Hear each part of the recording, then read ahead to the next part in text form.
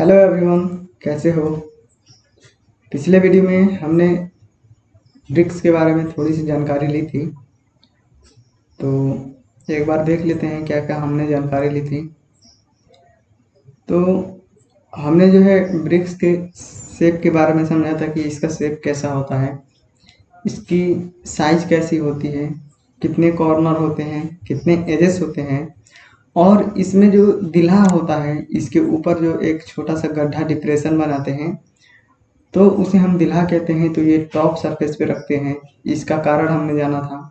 फिर इसके बाद से हमने देखा था कि जो ईंट होती है हमारी, ईंट की जो है कलर कैसी होती है, फिर स्पेसिफिक ग्रेविटी इसकी क्या होती है, और इसका जो है द्रव्यमान कितना होता है, मास। तो ये 3 kg से कम भी हो सकता है, 2.75 से 3 kg तक।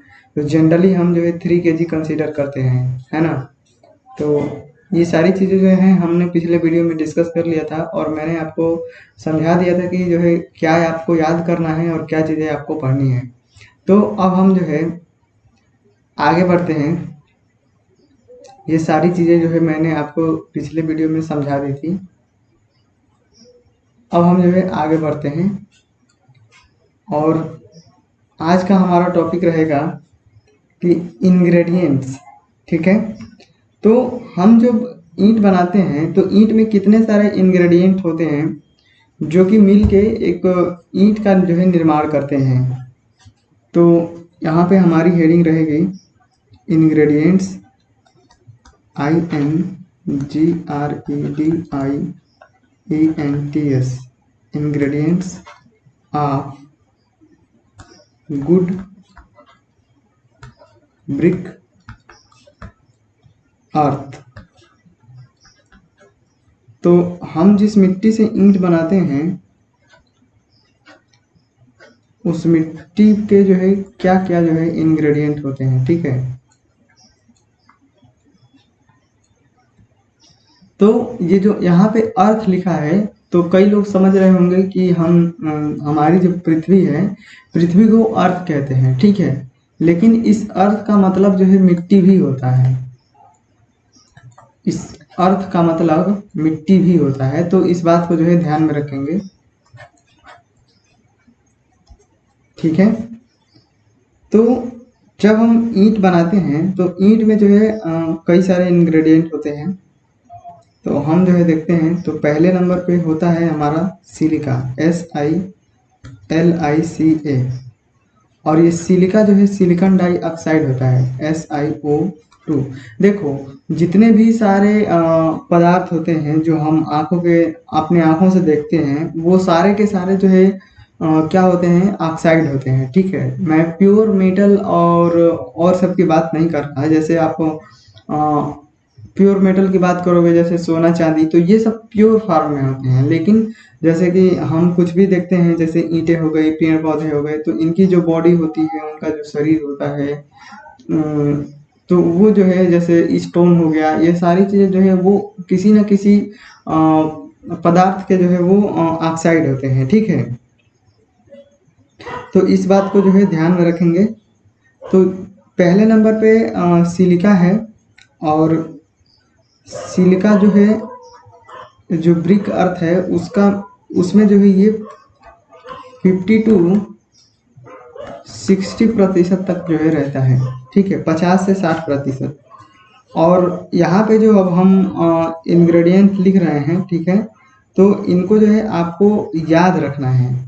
इनको क्या करना है, याद रखना है। और एग्जाम में जो है यहीं से जो है क्वेश्चन आते हैं कि सिलिका कंटेंट की मात्रा जो है कितनी होती है, ये सारी चीज़ें। और दूसरा है एल्यूमिना, ALUMI। मैं थोड़ा सा सही कर रहा हूँ क्योंकि मुझे लग रहा है कि ये बहुत ही गलत बन रहा है। ALIMU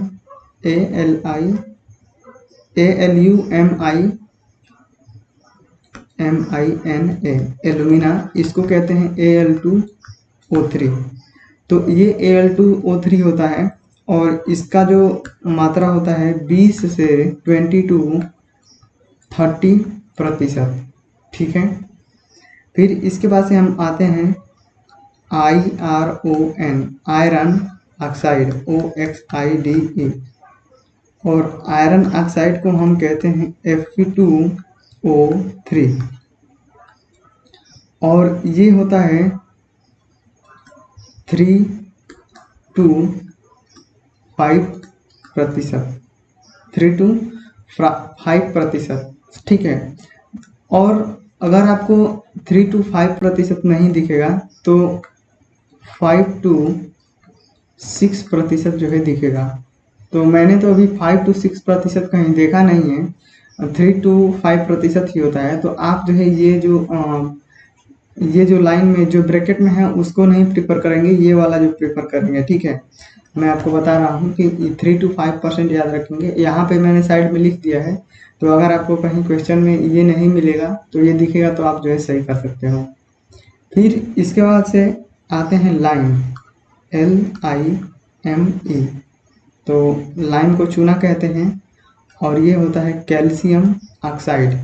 जो आप चूना देखते हो, जब आप पहले क्या होता था कि जब दिवाली के दिन आती थी तो लोग जो है चूना खरीद के लाते थे अपने घर की पुताई करने के लिए, ठीक है।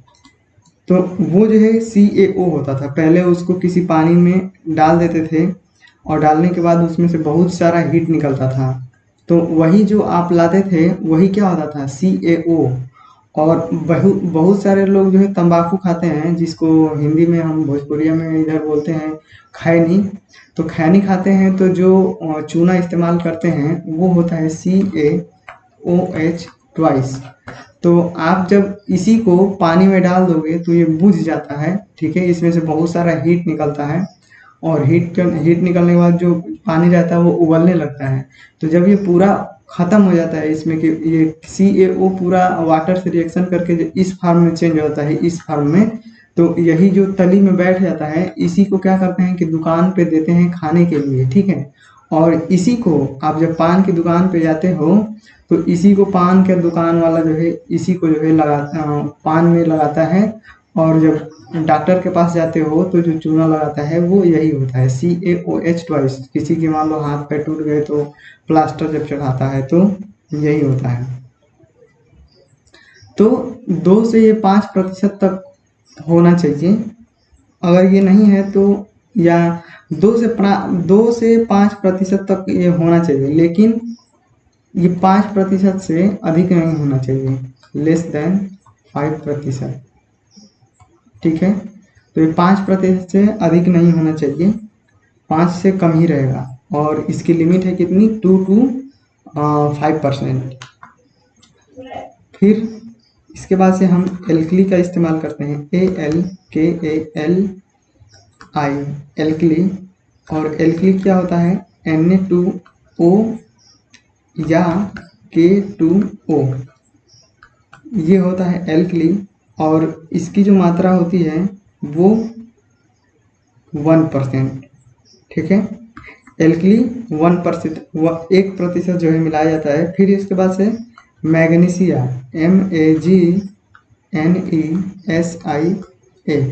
Magnesia MgO, magnesium oxide.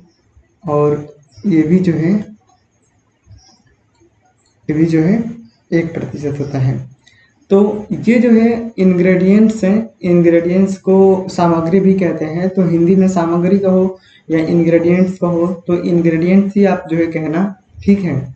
तो ये ब्रिक अर्थ के जिस सॉइल से, जिस मिट्टी से हम बनाएंगे, तो उस मिट्टी में जो है ये कंटेंट होने चाहिए, इस अनुपात में वो मिले रहने चाहिए, ठीक है। तो सिलिका हमारा SiO2 50 to 60% रहेगा, एलुमिना Al2O3 20 to 30% रहेगा, आयरन ऑक्साइड 3 to 5% रहेगा, कैल्शियम ऑक्साइड 2 to 5% रहेगा, एल्कली 1% रहेगा और मैग्नीशिया जो है 1% रहेगा, है ना। तो देखो मैं आपको जो है एक चीज़ बताना चाहता हूँ। अगर आप हाई स्कूल से हो या इंटर से पास कर गए हो, तो अगर जो लोग हाई स्कूल से होंगे तो उनको पीरियाडिक टेबल जो है याद नहीं होगा, पीरियाडिक टेबल आवर्त सारणी जो है याद नहीं होगा, ठीक है। और जो लोग इंटर पास कर चुके होंगे उन लोगों को याद होगा, ज़्यादातर लोगों को याद होगा। लेकिन इसमें भी इंटर में भी बहुत सारे लोग ऐसे होंगे जिनको पीरियोडिक टेबल याद नहीं होगा। तो मैं उनसे रिक्वेस्ट करूंगा कि वो फर्स्ट वाला जो एस ग्रुप होता है और जो पी ग्रुप होता है और जो डी ब्लॉक होता है, डी ब्लॉक की जो पहली वाली लाइन होती है ऊपर वाली, और बीच में कहीं सोना चांदी होता है जो इम्पोर्टेंट होते हैं, तो एस ब्लॉक, पी ब्लॉक और डी ब्लॉक की जो पहली वाली लाइन है ऊपर वाली और सोना चांदी जो होते हैं ये सब, तो अगर आप इन सब के परमाणु क्रमांक याद कर लिए ना और थोड़ी सी इनकी प्रॉपर्टी आप समझ लिए, तो मैं कह रहा हूँ कि आपको जीएस के क्वेश्चन, मतलब हर तरह के क्वेश्चन, इंजीनियरिंग में सॉइल मैकेनिक्स में जाएंगे तो ब्रिक इसमें पढ़ेंगे, ये हम जो पढ़ रहे हैं अभी बिल्डिंग मटेरियल, कंक्रीट टेक्नोलॉजी, मतलब फ्लूइड मैकेनिक्स, आपको बहुत सारी चीज़ें जो है समझ में आएंगी, बस ऐसे ही आपको समझ में आ जाएंगी। ठीक है, तो देखो Na2O और K2O इसको एल्कली कहते हैं, तो ये सोडियम और पोटेशियम दोनों एक ही ब्लॉक में होते हैं, तो ये एस ब्लॉक के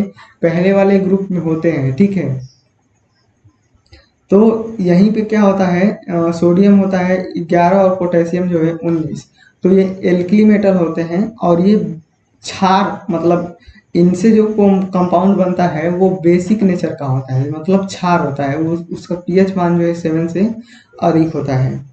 तो ये बात ध्यान में रखेंगे। और मैग्नीशिया है, मैग्नीशियम ऑक्साइड, मैग्नीशियम का परमाणु क्रमांक 12 होता है। तो और ये मैग्नीशियम और कैल्शियम एक ही ग्रुप के होते हैं, ये सेकेंड वाले के हैं, इसमें के हैं ये मैग्नीशियम और कैल्शियम। ठीक है, तो इसे मिटा देता हूँ। तो ये रहे क्या है कि ये जो है इंग्रेडिएंट हैं और इनको जो है इस अनुपात में मिलाना है। और ये देखिए यहाँ पे ये जो नंबर लिखे हुए हैं, ये नंबर सारे लिखे हुए हैं, ये आपको जो है एकदम मतलब याद होने चाहिए। शुरू में तो ये याद नहीं होंगे, लेकिन ज़बरदस्ती इनको जो है दिमाग में बैठा लेना है। और अभी सीमेंट में पढ़ेंगे तो सीमेंट में भी हम ऐसे ही इंग्रेडिएंट का नाम लिखेंगे, तो आपको इस तरह से याद करना है कि दोनों जो है याद रहे, भूले ना। ठीक है, तो अब ये आपकी जिम्मेदारी है, मुझे तो बताना है सिर्फ, तो मैंने आपको बता दिया है। अब हम आगे बढ़ते हैं और एक एक इंग्रेडिएंट के बारे में पढ़ते हैं। एक एक इंग्रेडिएंट के बारे में हम पढ़ेंगे कि हम सिलिका इस्तेमाल कर रहे हैं, तो सिलिका का क्या काम है कि हम इस्तेमाल कर रहे हैं। ठीक है, इसका रोल क्या है, फिर एल्यूमिना का क्या रोल है, इसी तरीके से एक एक के बारे में जो है हम पढ़ेंगे। ठीक है, इसे मैं मिटा देता हूँ, लाइन के चैप्टर में और पढ़ेंगे। तो एक एक इंग्रेडिएंट के बारे में हम जो है अब पढ़ने जा रहे हैं। तो हमारी हेडिंग रहेगी, फर्स्ट इंग्रेडिएंट है, फर्स्ट नंबर डाल लो, सिलिका, SiLi, सिलिका, ये सिलिकॉन है, SiLiCa। सिलिका क्या है, सिलिकॉन है, इसका परमाणु क्रमांक जो है 14 होता है, SiO2, और ये एसिडिक नेचर का होता है। ठीक है, तो हमारी हेडिंग क्या हो गई, सिलिका। अब देखो सिलिका क्या है कि ये जो है यहाँ पे ऐसे पॉइंट करके लिखते जाएंगे। ठीक है ना, तो यह क्या करता है, यह ईंट को जो है स्ट्रेंथ प्रदान करता है। यह ईंट माने कि ब्रिक्स को STRENGTH स्ट्रेंथ प्रदान करता है। तो सिलिका को जब हम मिलाते हैं तो इसके कारण क्या होता है कि जो ब्रिक्स की जो स्ट्रेंथ होती है, वो जो मजबूत होता है, उस पे जो कंप्रेसिव स्ट्रेंथ होती है, वो मेनली जो है सिलिका के कारण ही आती है ना। क्या आती है, सिलिका के कारण ही जो है उसकी स्ट्रेंथ आती है। फिर हम आगे बढ़ते हैं, और यह क्या करता है, जब सिलिका हम मिलाते हैं तो इसके कारण जो है, जो ईंट होती है, ईंट के जो किनारे होते हैं, वो किनारे जो है पूरे शार्प हो जाते हैं। ठीक है, तीक्ष्ण हो जाते हैं। यह ईंट के किनारों, यह ईंट के किनारों तथा किनारों यानी कि एजेस, और यहाँ पे लिख देते हैं EDGES एजेस तथा कोनो, कोना मतलब कॉर्नर, CORNER कॉर्नर को मजबूती ये ती है, ठीक है, तो है मजबूती प्रदान करता है और इसके कारण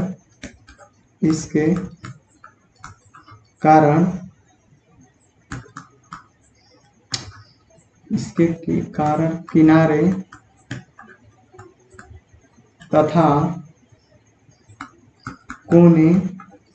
तथा कोने क्या होते हैं, किनारे तथा कोने तीक्ष्ण यानी कि शार्प, SHARP।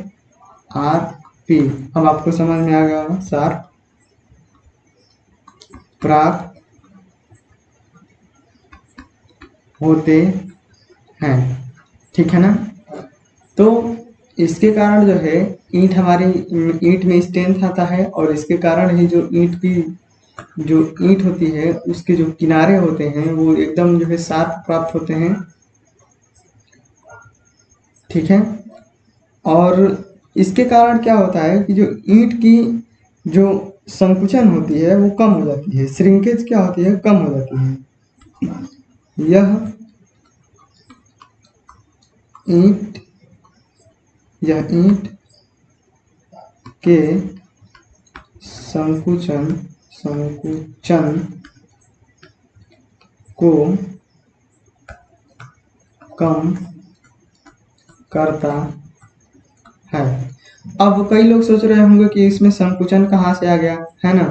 तो संकुचन को यहाँ पे लिख लेना श्रिंकेज, SHRINKAGE। तो यह जो है श्रिंकेज को क्या करता है, कम करता है, ठीक है। तो अभी हम इसके जस्ट बाद जब एलुमिना पढ़ेंगे तो हम समझेंगे उसमें कि श्रिंकेज काहे होता है। और तो ये हो गया सिलिका के बारे में कि ये ईंट को स्ट्रेंथ प्रदान करता है। अब देखो ये जो सारे के सारे जो यहाँ पे पॉइंट लिख रहे हैं, जितने भी इंग्रेडिएंट थे और उनके बारे में ऐसे ही पॉइंट्स हम लिखते जाएंगे। तो इन सारे पॉइंट्स को आपको याद रखना है, ठीक है। एक तो इंग्रेडिएंट का जो है कंटेंट याद रखना है कि वो कितना होना चाहिए, और दूसरे इनकी जो प्रॉपर्टी है, ये क्या काम करते हैं, इसको भी आपको याद रखना है क्योंकि एग्जाम में यही पूछे जाते हैं, ठीक है। अब हम बात करते हैं कि अगर सिलिका की मात्रा अधिक हो गई तो यहाँ पे लिख लेना due to excess, EXCESS, excess मतलब अधिकता, अगर अधिक हो गई तो due to excess of silica, SILICA silica. तो अगर सिलिका अधिक हो गया तो क्या होगा, देखो अधिक हो गया तो क्या होगा, LOSS, loss of COHESION,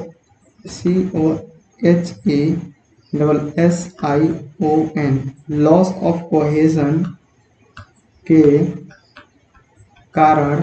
of cohesion के कारण ईंट जो है, ईंट भंगुर यानी कि ब्रिटल, BRITTLE, ब्रिटल हो जाती है। तो लॉस ऑफ कोहेजन के कारण जो है ईंट क्या हो जाती है, भंगुर हो जाती है। तो हम जो है ये श्रिंकेज वाले पॉइंट को और लॉस ऑफ कोहेजन वाले पॉइंट को, इन दोनों को हम जब एलुमिना वाला अभी जस्ट पढ़ेंगे तो पढ़ लेने के बाद जो है अच्छी तरीके से जो है डिस्कस कर लेंगे, ठीक है। तो कोई घबराने की जरूरत नहीं है। तो अब हम एलुमिना के बारे में पढ़ते हैं। तो सिलिका के बारे में बस यही जो है इतने पॉइंट हैं, 4 पॉइंट हैं और इन चारों को याद रखना है, ठीक है। अब हम एलुमिना के बारे में डिस्कस करते हैं, इसके बाद हम सारे पॉइंट को जो है पढ़ लेंगे कि क्या होता है। तो दूसरे नंबर पे लिख लीजिए एलुमिना, ALUM, मैं M को और N को सुधार के बनाऊंगा, MINA। एल्यूमिना, और इसे कहते हैं Al2O3, एल्यूमिनियम ऑक्साइड।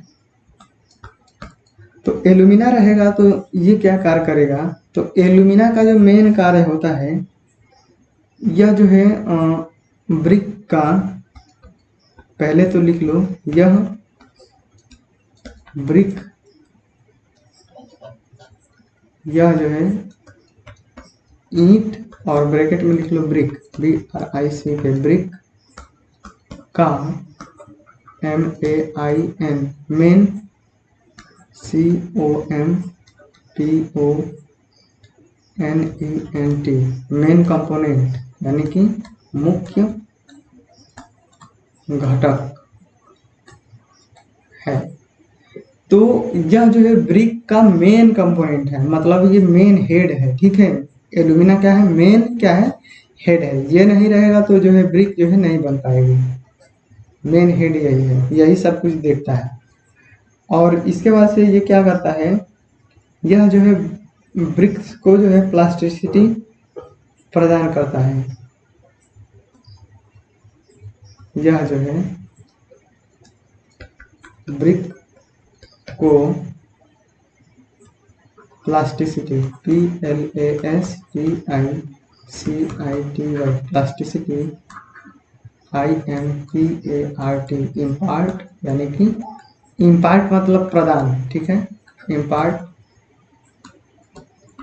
करता है, ठीक बात। तो ये बातें हैं। और due to excess of alumina, due to EXCESS, excess of alumina, ALUMINA, तो अगर जो है एल्यूमिना की मात्रा अधिक हो जाए तो क्या होगा, ठीक है। तो एल्यूमिना की मात्रा अधिक हो जाएगी तो संकुचन क्या होगा, संकुचन, संकुचन, संकुचन यानी कि श्रिंकेज, SHRINKAGE, संकुचन, संकुचन की मात्रा बढ़ जाता, मात्रा बढ़ जाती है या जाता है, जो भी सुटेबल लगे, जो भी मतलब क्या हो, सुर ताल में हो, उसी को लिख लेना, ठीक है। फिर CRACKS, क्रैक्स की संभावना, क्रैक्स की संभावना क्या होगी, बढ़ जाती है, ठीक बात। और फिर क्या होता है, किनारे तथा कोने, किनारे तथा कोने, SHARP, शार्प, और ब्रैकेट में लिख लो, ब्रैकेट में लिख लो तीक्ष्ण, तीक्ष्ण प्राप्त नहीं होते हैं, ठीक है। तो ये सारी बातें हैं। तो देखो यहाँ पे हमने लिखा है स्टेटमेंट कि जो सिलिका होता है ये ईंट के संकुचन को कम करता है, ठीक बात है। और दूसरा, अगर सिलिका की मात्रा अधिक हो जाए तो ईंट हमारी क्या हो जाती है, ब्रिटल हो जाती है, ठीक बात है। और इसके बाद से यहाँ पे हमने लिखा है कि जो ईंट एल्यूमिना होता है वो जो है मेन कंपोनेंट होता है ना। मेन क्या होता है, कंपोनेंट होता है। तो देखो मेन कंपोनेंट कैसे है, अब आपने जो है सैंड देखा होगा, ठीक है, बालू आपने देखा होगा सैंड, तो वो क्या हो गया, वो हो गया सिलिका, ठीक है। और आपने जो है करेली मिट्टी देखी होगी, मतलब जो चिपचिपी मिट्टी होती है, काली वाली चिपचिपी मिट्टी होती है, वो देखा होगा आपने, तो वो हो गया एल्यूमिना, ठीक है। तो ये जो काली वाली मिट्टी होती है, जो एल्यूमिना होता है, इसके जो पार्टिकल होते हैं, इसके जो कण होते हैं, ठीक है ना, जैसे सैंड है, बालू है, तो बालू के जो कण हैं उन कणों को आप आंखों से देख पाते हो, लेकिन एल्यूमिना के जो कण होते हैं उनको देखना जो है बहुत मुश्किल है। वो मतलब आप तो पूरा एलुमिना को देखते हो, लेकिन उनकी साइज जो है सैंड की तुलना में बहुत छोटी होती है। तो एक बात याद रखना, जो चीज़ें बड़ी होंगी, जो चीज़ें जितनी बड़ी होती जाएगी उसका जो सरफेस का एरिया होगा, ठीक है ना, सरफेस एरिया के बारे में हम कंक्रीट टेक्नोलॉजी में पूरे अच्छे से डिस्कस करेंगे।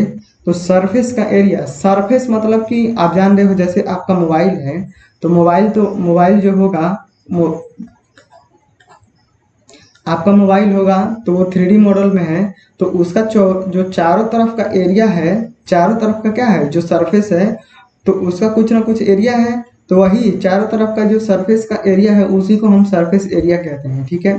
तो उसी तरीके से जो सैंड का पार्टिकल है, तो एक पार्टिकल का जो चारों तरफ का एरिया हो गया वो क्या हो गया, सरफेस एरिया। तो अगर पार्टिकल बड़े होंगे, पार्टिकल बड़े होंगे तो उसका सरफेस एरिया क्या होगा, कम होगा। अगर पार्टिकल क्या होंगे, छोटे होंगे, तो उनका सरफेस एरिया क्या होगा, बढ़ेगा। तो अभी इस चीज़ को मतलब वो मत करना, याद अभी मतलब आपको याद नहीं हो रहा है या समझ में नहीं आ रहा तो मतलब छोड़ देना। हम कंक्रीट टेक्नोलॉजी जस्ट इसके बाद डिस्कस करेंगे, ब्रिक बिल्डिंग मटेरियल के बाद। तो वहाँ पे अच्छे से मैं समझाऊंगा, क्योंकि वहाँ पे अगर नहीं समझ में आएगा तो फिर आपको जो है कंक्रीट टेक्नोलॉजी नहीं आएगी उतना। तो वहाँ पे अच्छे से डिस्कस करेंगे। तो बस एक बात ऐसे ध्यान में रख लो, अभी मैं बता दूंगा तो क्या करेगा वहाँ, जो आपको जल्दी क्लिक करेगा और याद जल्दी हो जाएगा। तो अगर साइज बढ़ेगी तो सरफेस एरिया क्या होगा, घटेगा, और साइज छोटी होगी तो सरफेस एरिया क्या होगा, साइज घटेगी तो सरफेस एरिया क्या होगा, बढ़ेगा। तो जो सैंड के पार्टिकल होते हैं वो बड़े होते हैं और इनका सरफेस एरिया कम होता है, और एल्यूमिना के पार्टिकल जो होते हैं वो छोटे होते हैं, इनका सरफेस एरिया ज़्यादा होता है, ठीक है ना। तो अब एल्यूमिना में जो है प्लास्टिसिटी का गुण होता है, ठीक है। प्लास्टिक मतलब ये कि किसी को एल्यूमिना में प्लास्टिसिटी का गुण होता है। तो इसमें चिपचिपा का गुण, चिपचिपा होता है, और प्लास्टिसिटी का मतलब कि वो हम उसे जिस शेप में चाहेंगे उस शेप में हम उसे ढाल लेंगे।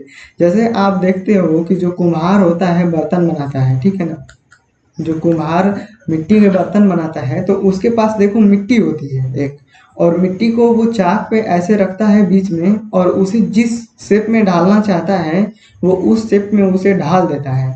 तो वही जो उसके पास मिट्टी है और वो मिट्टी को जैसे चाह रहा है मिट्टी वैसी हो जा रही है, तो मिट्टी की उसी प्रॉपर्टी को हम प्लास्टिसिटी कहते हैं। तो प्लास्टिसिटी हम अभी लिखेंगे नीचे। तो प्लास्टिसिटी क्या होता है कि ये जो है ईंट को, प्लास्टिसिटी जो ये जो एल्यूमिना, प्लास्टिसिटी के गुण के कारण जो है ये जो एल्यूमिना होता है वो जो सैंड होते हैं, जो सिलिका के पार्टिकल होते हैं उनको बांध के रखता है, ठीक है ना। सिलिका के पार्टिकल को क्या रखता है, बांध के आपस में रखता है, ठीक है।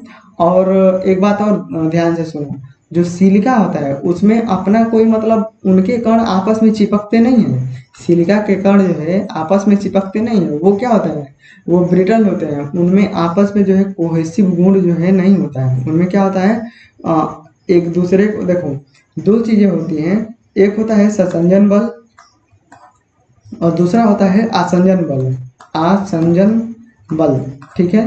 तो ससंजन मतलब कि जब एक ही प्रकार के कण एक दूसरे से चिपक जाएं, और आसंजन के मतलब कि दो अलग अलग प्रकार के जो है, दो अलग अलग प्रकार के जो पार्टिकल एक दूसरे से क्या हो, चिपक जाएं।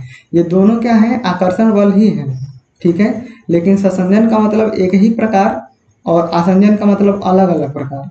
तो प्लास्टिसिटी जो एल्यूमिना होता है वो सैंड के पार्टिकल को अपने में क्या करता है, चिपका के रखता है, ठीक है। चिपकने का इसमें गुण होता है, तो पकड़ के रखता है। तो इस वजह से जो है हम एल्यूमिना को क्या कहते हैं, मेन कंपोनेंट कहते हैं। अगर एल्यूमिना नहीं रहेगा तो सैंड के पार्टिकल को कौन जो है चिपकाएगा, ठीक है। तो सैंड रह के कुछ नहीं कर पाएगा, तो एल्यूमिना क्या करता है, सैंड के पार्टिकल को बांध के रखता है। तो इस वजह से हम इसे मेन कंपोनेंट कहते हैं, ठीक। और दूसरा जो एल्यूमिना होता है, इस एल्यूमिना का सरफेस एरिया ज़्यादा होता है। तो इस सरफेस एरिया ज़्यादा होने के कारण इसको पूरी तरीके से गीला करने के लिए इसके एल्यूमिना के सरफेस पे जो है पानी की जो लेयर होती है, वाटर की जो लेयर होती है वो बहुत ज़्यादा होती है। या ऐसे कह लो कि एल्यूमिना जो है वाटर को बहुत ज़्यादा सोखे रहता है, ठीक है। एल्यूमिना के कारण ही जो वाटर जो है बहुत ज़्यादा मात्रा में रहता है। तो अगर एल्यूमिना की मात्रा ज़्यादा हम बढ़ा देंगे, एल्यूमिना की मात्रा को हम बढ़ा देंगे तो वाटर भी क्या होगा, बढ़ जाएगा। तो वाटर बढ़ जाएगा, ठीक है। एल्यूमिना की मात्रा हमने बढ़ा दिया और वाटर की मात्रा भी बढ़ेगी। तो जब हम इसे भट्ठे में सुखाएंगे, जब हम भट्ठे में इसे सुखाएंगे या भट्ठे में जब पकाएंगे तो ये वाटर क्या होगा, वाटर तो जब हम क्या करेंगे, इसे हम इस साइज की ईंट बना देंगे। तो इस साइज का पकड़ लिया तो देखो इसमें एल्यूमिना के पार्टिकल होंगे, सैंड के पार्टिकल होंगे और इन्हीं में क्या होगा, वाटर के पार्टिकल होंगे। समझ पा रहे हो। तो जब हम इसे भट्ठे में पकाएंगे तो क्या होगा कि जो वाटर के मॉलिक्यूल होंगे या जो वाटर होगा वो क्या होगा कि जब इसे हम 1600 डिग्री सेंटीग्रेड पे पकाएंगे, 1600 नहीं 1200, 1100 से 1200 डिग्री सेंटीग्रेड पे पकाएंगे तो जो वाटर होगा वो इनका साथ छोड़ के निकल जाएगा। तो वाटर का जो जगह था वो क्या हो जाएगा, खाली हो जाएगा। तो ईंट में जब वो खाली हो जाएगा तो ईंट में बहुत सारे जो है खाली स्थान हो जाएंगे। उन खाली स्थान को हम जो है कहते हैं वॉइड्स। तो बहुत सारे जो है वॉइड्स हो गए। तो अब ईंट जो है सॉलिड नहीं रहा, इसमें वॉइड्स की मात्रा जो है ज़्यादा हो गई। तो जब इस पे कंप्रेसिव लोड आएगा तो ये क्या होगा, इसके लोड सहने की क्षमता जो है कम हो जाएगी, ठीक है। तो उसी तरीके से अगर हम प्लास्टिक को अगर एल्यूमिना को अगर हम कम रखेंगे, कम रखने के कारण जो है वाटर भी क्या रहेगा, कम रहेगा, ठीक है। और बाकी मात्रा में क्या रहेगा, बाकी जो है क्या रहेगा, सिलिका रहेगा, ठीक है। तो वाटर कम रहेगा तो जब हम इसे पकाएंगे तो कम ही वाटर निकलेगा। तो वॉइड्स की मात्रा क्या होगी, कम ही होगी। तो इस कारण इसकी स्ट्रेंथ क्या होगी, स्ट्रेंथ जो है इसकी ज़्यादा होगी। तो अब आप समझ पाए। तो अब आपको समझ में आया होगा। तो जब हम क्या करेंगे कि एल्यूमिना की मात्रा को कम रखेंगे, ठीक है, तो वाटर क्या रहेगा, कम रहेगा। और उसके कारण जो है इसमें हम सिलिका की मात्रा को बढ़ा देंगे तो सिलिका जो है वाटर के स्थान पे रहेगा, ठीक है। तो अब इसमें श्रिंकेज का गुण नहीं होता है, ठीक है ना। ये जो सिलिका के पार्टिकल होते हैं उनका जो वॉल्यूम होता है वो वही रहता है। तो वाटर के स्थान पे जो है अब क्या रहेगा, सिलिका, और इसमें संकुचन का गुण कम रहता है तो सिलिका रहेगा। तो ये क्या करेगा कि संकुचन को क्या करेगा, कम करेगा। तो अब आपको समझ में आ रहा होगा कि जो है सिलिका जो है संकुचन को कैसे कम करता है, ठीक है। तो ये वाटर का स्थान ले लेता है तो कम मात्रा में वाटर रहती है और बाकी जो है हम सिलिका को रखते हैं। तो जिसके कारण जो है इसके आयतन में जो है कोई भी चेंजेस नहीं होता। तो ये संकुचन को वैसे ही कम कर देता है, ठीक है। तो जितना ज़्यादा हम एल्यूमिना को बढ़ाएंगे उतना ज़्यादा वाटर रहेगा और वाटर निकल जाएगा तो उसमें क्या होगा, श्रिंकेज के गुण होंगे, वॉइड्स होंगे, ठीक है। श्रिंकेज का गुण कब होगा, जब हम देखो जब हम किसी भी चीज़ को गर्म करते हैं या सुखाते हैं तो वो जो है बढ़ती है या घटती है। तो जब हम क्या करेंगे, जब हम ईंटों को जब हम धूप में सुखाते हैं तो धूप में सुखाने के कारण और इसके बाद से जब हम भट्ठे में पकाते हैं तो भट्ठे में पकाने के कारण जो है उसका जो डायमेंशन होता है ना, वो डायमेंशन जो है कम हो जाता है। डायमेंशन क्या होता है, वो कम होता है, ठीक है। तो ये हम आगे जब डिस्कस करेंगे तो वहाँ पे हम देखेंगे। तो पकाने के बाद और सूखने के बाद जो है ईंट का डायमेंशन होता है वो कम होता है। कम काहे होता है, वाटर बाहर निकल जाता है और इसके साथ साथ जो है सिलिका जो होता है, सिलिका जो है पिघलता है और पिघल के चिपकने लगता है। तो ये सारी चीज़ें होती हैं। तो इनको हम जब पढ़ेंगे पकाने वाली चीज़ तो वहाँ पे देखेंगे। तो संकुचन कैसे कम होता है ये आपने देखा। और ये जो प्लास्टिसिटी इम्पार्ट करता है तो मेन चीज़ यही है कि एल्यूमिना में जो है बांधने का गुण होता है, इसमें आसंजन बल ज़्यादा होता है। तो ये जो है सैंड के पार्टिकल को जो है चिपका के रखता है, ठीक है। जिसके कारण क्या होता है कि हम जो है आसानी से किसी भी शेप में जो है हम इस मिट्टी को जो है ढाल सकते हैं। तो प्लास्टिसिटी का क्या होता है वो हम अभी नीचे नोट कर लेंगे। तो संकुचन कम हो जाता है और दूसरा जो है क्रैक्स की संभावना बढ़ जाती है। तो जब वाटर की मात्रा ज़्यादा रहती है, जब हम एल्यूमिना की मात्रा बढ़ा देते हैं तो वाटर ज़्यादा रहता है, तो जब वाटर निकलने लगता है तो वो कहाँ से निकलेगा, तो वो जब निकलता है तो वो क्रैक्स उत्पन्न कर देता है, ठीक है, दरार पड़ जाती है ईंटों में। फिर इसके बाद से कोने तीखे और शार्प नहीं रह जाते, ठीक है, तो तीखे और शार्प नहीं रह जाते क्योंकि वो टेढ़े मेढ़े हो जाएंगे वाटर के कारण, वाटर के निकलने के कारण और श्रिंकेज होने के कारण, ठीक बात है। तो ये चीज़ें हैं। अब प्लास्टिसिटी क्या होता है, प्लास्टिसिटी रुको अभी बाद में नोट करेंगे, एक और चीज़ पहले नोट कर लेते हैं। यहाँ पे नोट पॉइंट करके लिखेंगे, अगर हम ईंट में, अगर हम ब्रिक अर्थ में सिलिका, ब्रिक अर्थ में हम जो है सिलिका और एल्यूमिना दोनों की मात्रा अगर हम बढ़ा देंगे एक साथ, तो क्या होगा कि ईंट जो होगी वो ईंट जो है हमारी क्या हो जाएगी, अग्निरोधक बन जाएगी। और ठीक है, तो इस बात को जो है नोट कर लेते हैं कि ईंट में SiLiCa सिलिका तथा AluMina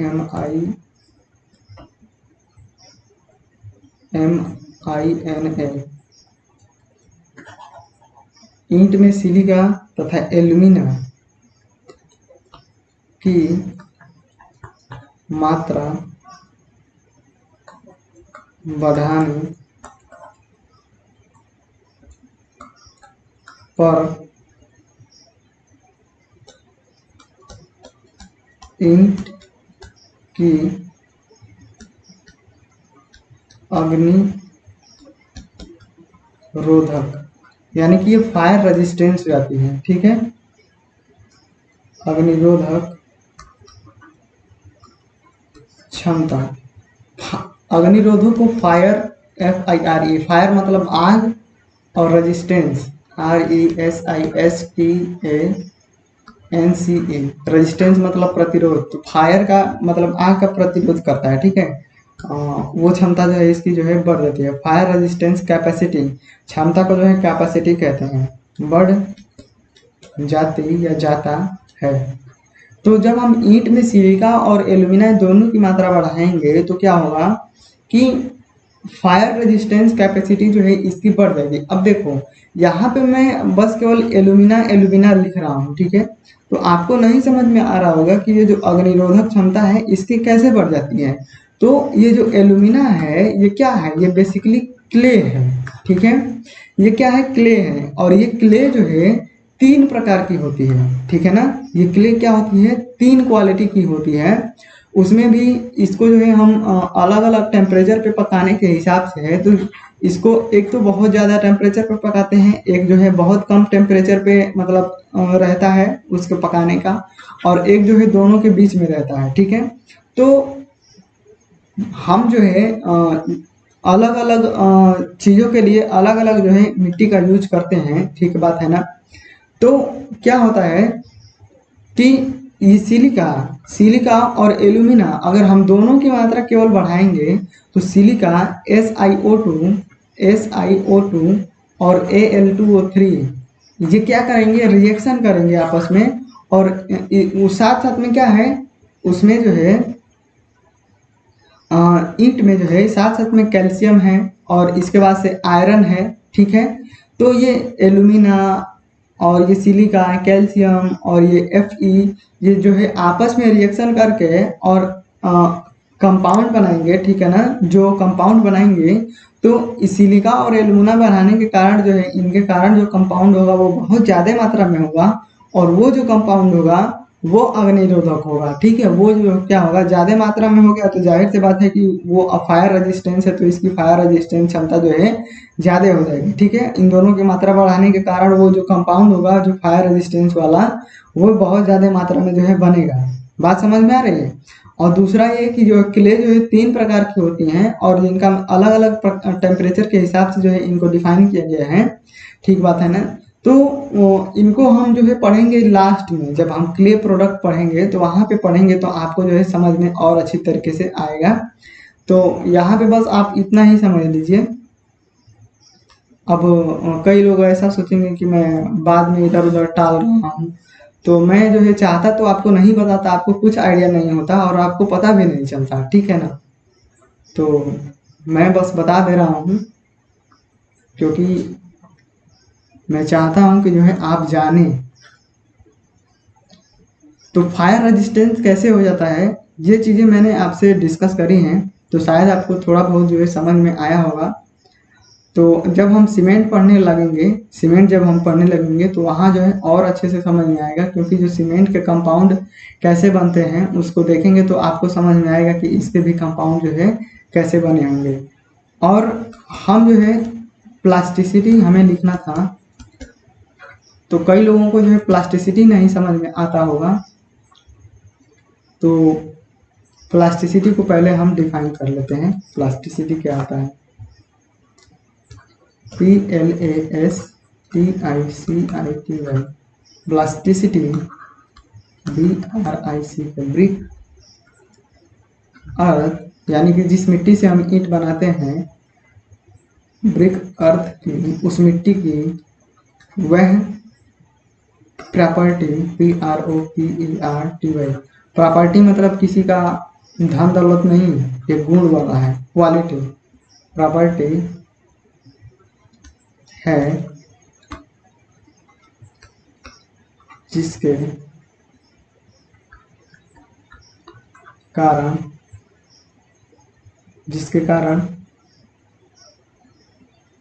SURFACE, सरफेस पर बिना, मेरी स्पीड शुरुआत से अभी ज़्यादा हो गई है ना, सरफेस पर बिना CRAC के क्रैक उत्पन्न हुए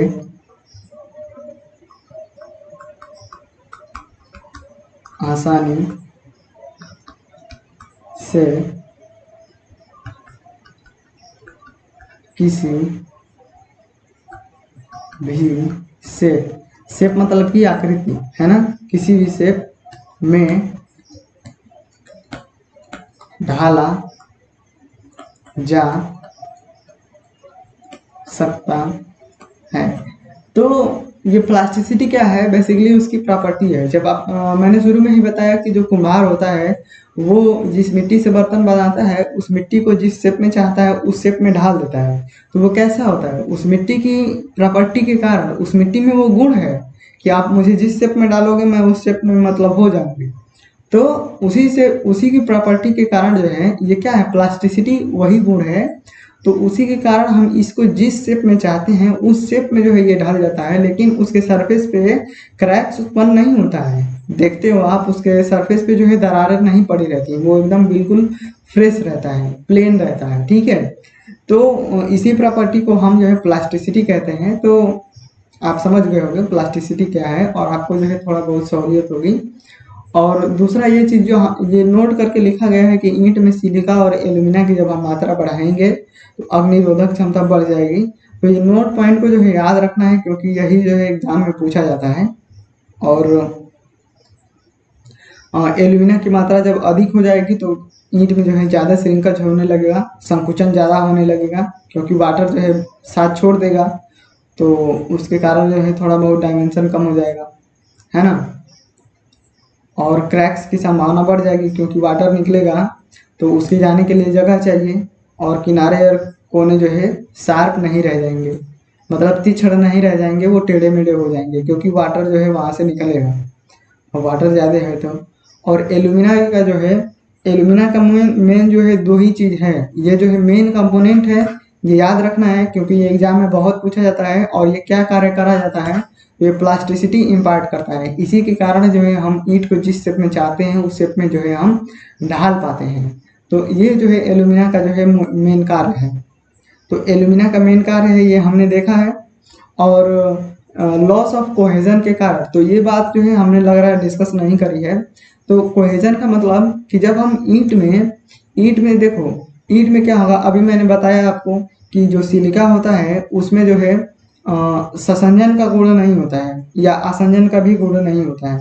तो वो ना तो आपस में चिपका चिपका रहता है और ना ही दूसरे को अपने में चिपका सकता है, तो इनमें दोनों का ही गुण नहीं होता, ठीक है।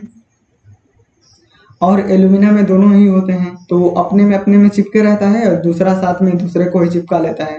तो अगर हम सिलिका की मात्रा बढ़ा देंगे, अगर हम सिलिका की मात्रा बढ़ा देंगे और देखो कहीं भी मान लो कोई भी चीज़ है तो वो 100% ही रहेगी ना, 100% ही रहेगी। अब 100 से 110 नहीं करोगे, ठीक है।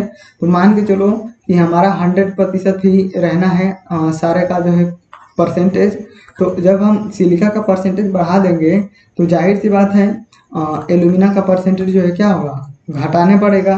तो अगर एल्यूमिना की मात्रा जब घट जाएगी या समझ रहे हो ना आप, तो अगर हम सिलिका की मात्रा बढ़ा देंगे, एल्यूमिना उतना ही रहेगा और सिलिका हमने बढ़ा दिया, तो क्या करेगा कि ये जो एल्यूमिना है, एल्यूमिना जो सिलिका को क्या कर रहा था, बांध रहा था, अब वो क्या पड़ जाएगा, वो कम पड़ जाएगा क्योंकि सिलिका जो है ज़्यादा हो गया है। तो अब ये कम पड़ गया है और दूसरा जो सिलिका है उसमें आपस में कोई भी चिपकाने का गुण नहीं है। तो क्या होगा कि जो सिलिका के कण हैं वो क्या है, झड़ने लगेंगे। समझ रहे हो, झड़ने लगेंगे, सरफेस से झड़ने लगेंगे। तो उसी को कहते हैं कि वो ब्रिटल हो गया है, भंगुर हो गया है। अगर वो उसे हम धूप में सुखा रहे हैं तो भाई एल्यूमिना क्या है, कम है, क्योंकि एल्यूमिना ही सारे को चिपका के रखता है। एल्यूमिना कम है तो वो थोड़ा सा भी उस पर मतलब इम्पैक्ट लगेगा या थोड़ा सा भी झटका लगेगा तो वो क्या होगा, टूट जाएगा। समझ रहे हो ना, वो थोड़ा सा झटका लगने पे ही क्या करेगा, वो टूट जाएगा। साथ में इसके जो पार्टिकल होंगे सैंड के, वो सरफेस से क्या होंगे, झड़ते जाएंगे। तो सिलिका की मात्रा ज़्यादा बढ़ाने पे यही होता है। तो उसी चीज़ को यहाँ पे जो है लिखा गया है ना। तो ये सारी चीज़ें जो है आप देख सकते हो।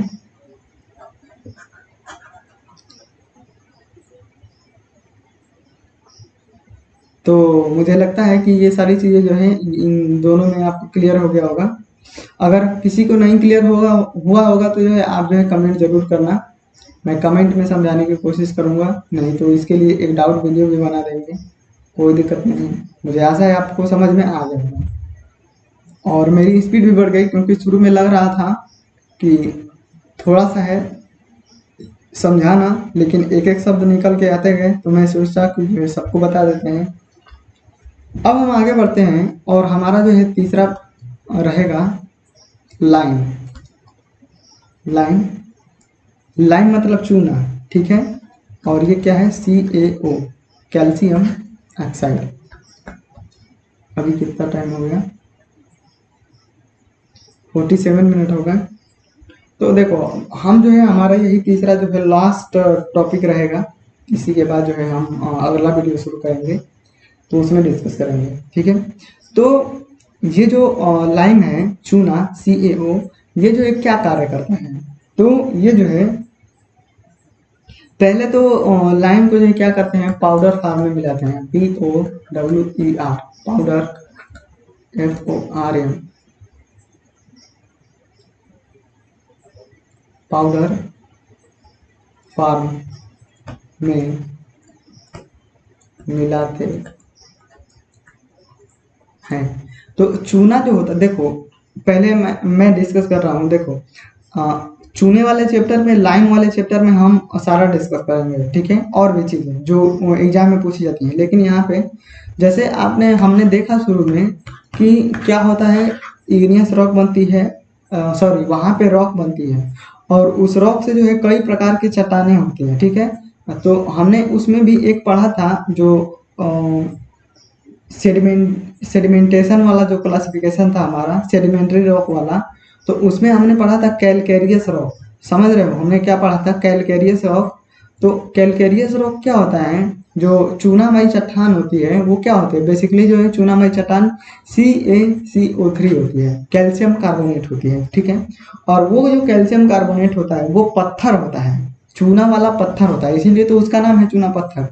तो हम क्या करते हैं कि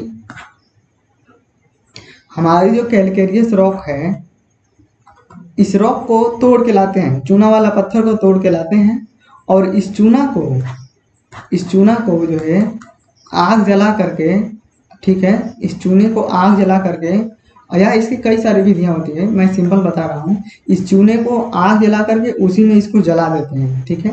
तो जब आग में जला देते हैं इसे, तो ये जो कैल्शियम कार्बोनेट आपको दिख रहा है, इसमें से CO2 कार्बन डाइऑक्साइड जो है बाहर निकल जाता है और बचता है क्या, CaO। क्या बचता है, CaO। ठीक बात है। तो CaO बचता है। तो अब ये CaO क्या होता है ना कि ये जो है सिलिका से रिएक्शन करता है, SiO2, सिलिका और एल्यूमिना, ये तीनों आपस में जो है रिएक्शन करके और मतलब कॉम्प्लेक्स कंपाउंड बनाते हैं। ठीक बात है। और ये जब मैंने आपसे बताया कि ये जो है वाटर से रिएक्शन करते हैं, समझ रहे हो। तो जब ये वाटर से रिएक्शन करेगा तो रिएक्शन करने के कारण जो कैल्शियम ऑक्साइड है और वाटर से रिएक्शन करके ये CaOH ट्वाइस जब बनाता है, तो इसका जो आयतन है ना, CaO से CaOH ट्वाइस बनने में इसका आयतन 2 से 3 गुना बढ़ जाता है। तो अगर हम इसे ऐसे टुकड़ों में मिलाएंगे तो वो ईंट में रहेगा, और ईंट में तो चलो हम शुरू में बना देंगे तो उसमें उतना ज़्यादा वाटर नहीं होता है, तो रिएक्शन नहीं होगा। लेकिन जब ईंटवा बना के जब लाओगे, भट्टे में पका के लाओगे और घर पे, तो घर पे जब जोड़ने से पहले क्या करते हो, इसे पानी में डुबोते हो। तो पानी में जब डुबोगे, तराई करोगे इसकी, तो क्या होगा, तब ये CaO रहेगा वही, तो ये रिएक्शन करेगा और रिएक्शन करेगा और इसका आयतन 2 से 3 गुना बढ़ेगा, और 2 से 3 गुना बढ़ेगा तो ईंटवा में क्या हो जाएगा, क्रैक्स उत्पन्न हो जाएगा, ये फट जाएगा। समझ रहे हो। तो इसी वजह से जो लाइम होता है, लाइम को हम पाउडर में मिलाते हैं, मतलब पूरा पीस करके और पीस के पाउडर रूप में मिलाते हैं, ताकि ये अच्छी तरीके से पूरे चारों तरफ जो है मिक्सअप हो जाए और उसमें जो वाटर है उसी के कारण जो है उसका रिएक्शन हो जाए और ये ढेले के रूप में ना रहे, ताकि बाद में ये जो है क्रैक्स उत्पन्न ना करे। ठीक बात है। दूसरा ये क्या करता है, ये इसको हम पाउडर में मिलाते हैं और ये जो है फ्लक्स का कार्य करता है। यह BRIC के ब्रिक अर्थ में FLUX फ्लक्स यानी कि गालक, गालक मतलब ये गलाने का कार्य करता है, गालक का कार्य करता है।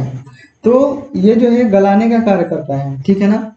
अब देखो, अब इसकी प्रॉपर्टी है भैया, इसके होने से कौन गलता है, तो जो सिलिका होता है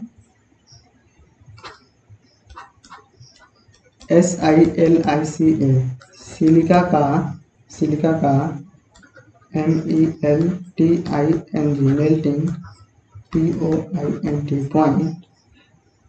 मेल्टिंग पॉइंट कम हो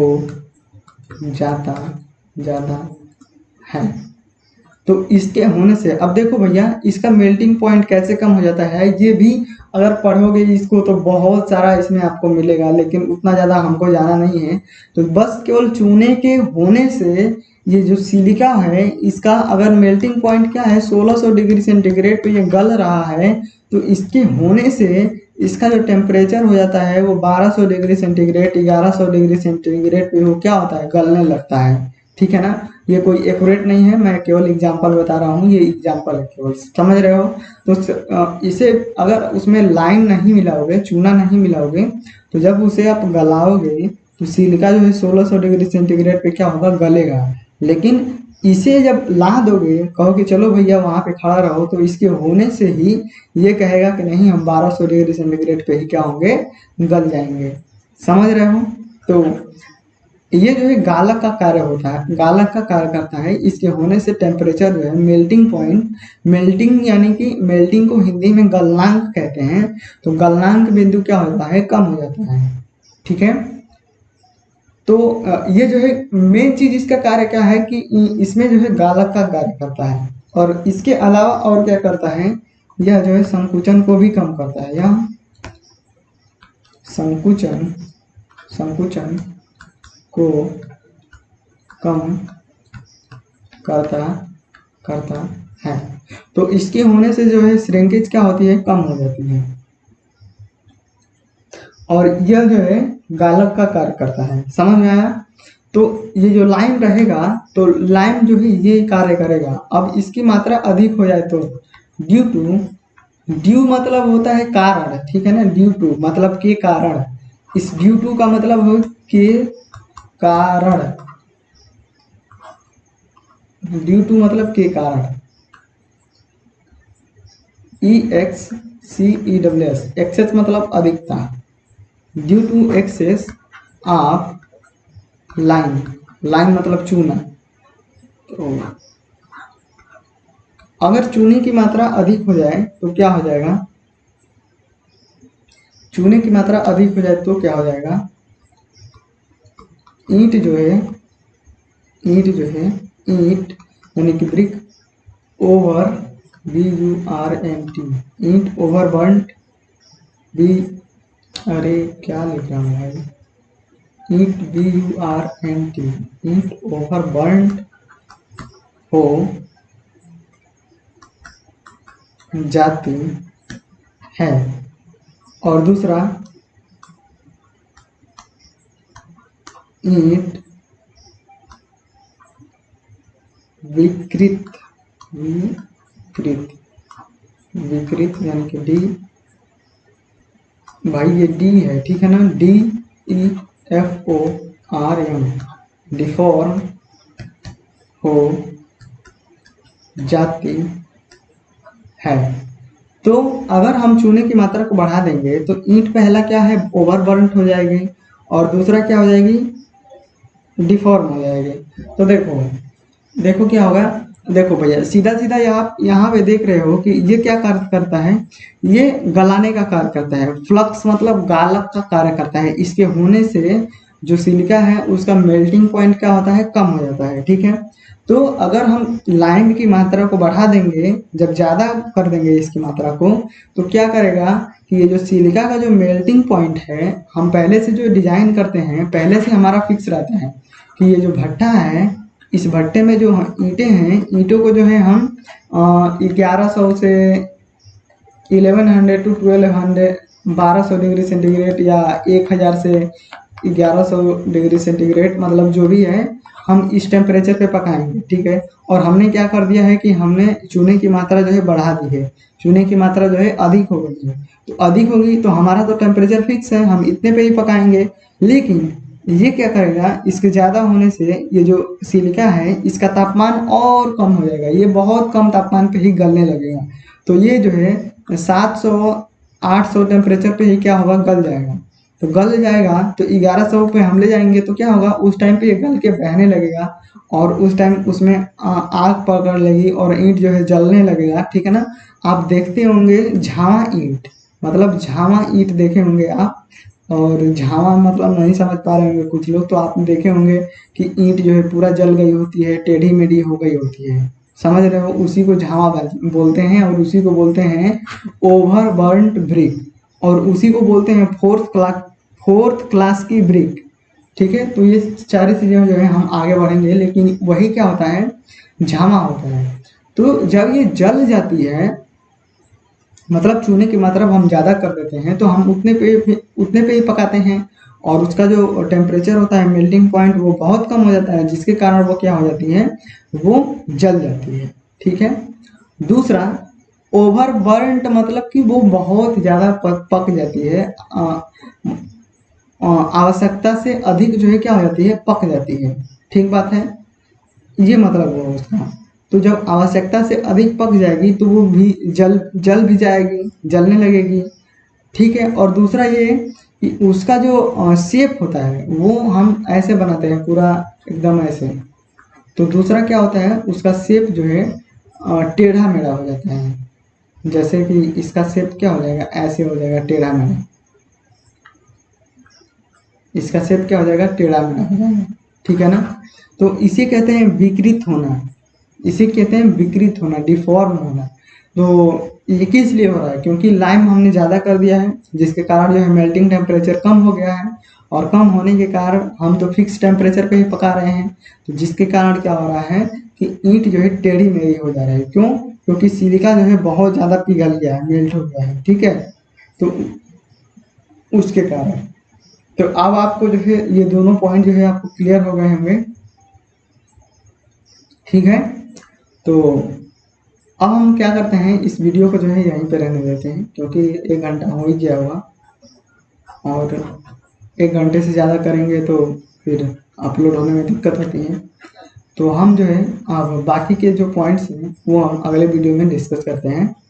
और अगर आपको कुछ भी नहीं समझ में आता है तो कमेंट ज़रूर करिएगा। तो हम अभी अगला वीडियो जो है शुरू करते हैं।